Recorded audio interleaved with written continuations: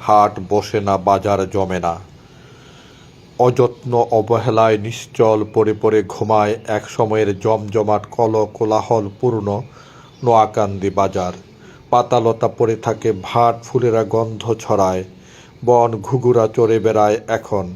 মাছ বাজারের চালা জনহীন ভুতুড়ে পরিত্যক্ত অবস্থায় সারাক্ষণ। সারাদিন ঘুম আর ঘুম কেবল বাজারটির। বিকেলে খানিকটা চোখ মেলে তাকায় অল্প কিছু সময়ের জন্য। পুরাতন ব্রহ্মপুত্র নদী তীরবর্তী মনোহরদীর একটি পুরনো বাজার নোয়াকান্দি। একটি বড় বট বৃক্ষের নিচে এক সময় জমজমাট ছিল এর হাটবার।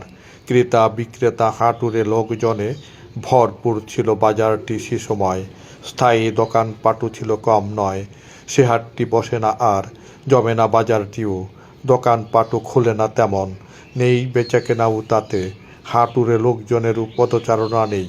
কয়েকটি চায়ের দোকান, বিকাশ, ফ্লেক্সি রোড, শিলের দোকান চলে কিছু কিছু। লেবুতলা ইউনিয়ন ভূমি অফিসটি এখানে।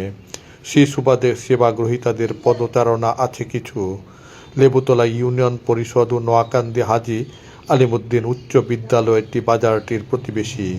এসব কারণে বাজারটিতে এখনও কিছু লোকের পা পড়ে নানা প্রয়োজনে। তবে আক্ষরিক অর্থেই বাজারটি এখন মৃত, প্রাণহীন, নিস্তেজ একেবারে নানা কারণে।